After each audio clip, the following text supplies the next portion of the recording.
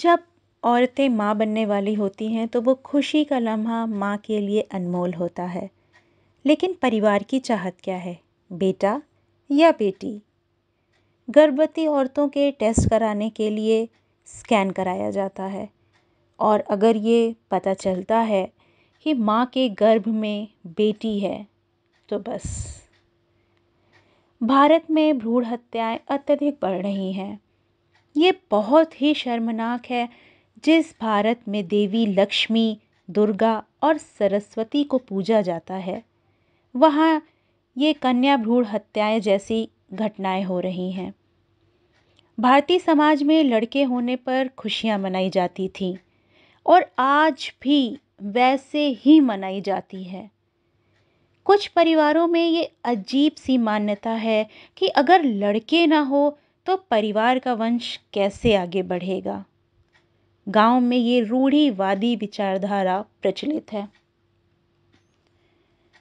तो लेखक प्रशांत पारस जी की एक कविता है कि माँ मुझे आने दो, जो उन्होंने बहुत ही अच्छे से इस बात को सबके सामने रखा है, जो दिल को छू जाती है।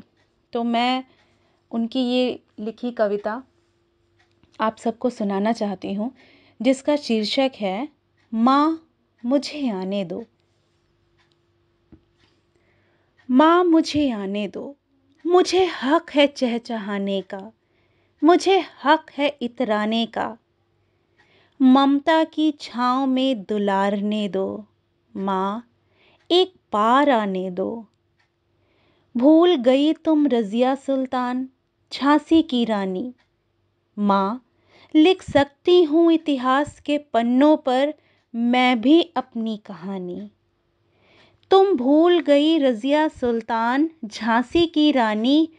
माँ लिख सकती हूँ इतिहास के पन्नों पर मैं अपनी कहानी। खुले आसमां में आज़ादी के पंख फैला लेने दो मुझको। खुले आसमां में आज़ादी के पंख फैला लेने दे मुझको। क्षितिज का मिलन देख लेने दो, माँ मुझे आने दो। कन्या भ्रूण हत्या का छोड़ दो इरादा, कन्या भ्रूण हत्या का छोड़ दो इरादा। प्यार करूंगी मैं तुम्हें भाइयों से ज़्यादा। पंछियों की तरह मुझे भी आकाश में आज़ादी के पंख फरफराने दो। पंछियों की तरह मुझे भी आकाश में आज़ादी के पंख फरफराने दो। राधा सीता मुझे भी कहलाने दो, राधा सीता मुझे भी कहलाने दो। माँ मुझे आने दो। बहुत ही खूबसूरत ये कविता है। हालांकि पहले के मुकाबले वक्त काफ़ी बदला है और सोच में भी परिवर्तन आ गया है।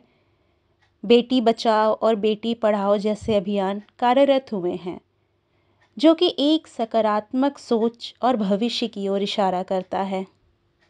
कई संस्थान लड़कियों को बचाने, पढ़ने और आत्मनिर्भर करने के सुझाव दे रही हैं और उन्हें आत्मनिर्भर बनाने की हर संभव कोशिश कर रही हैं।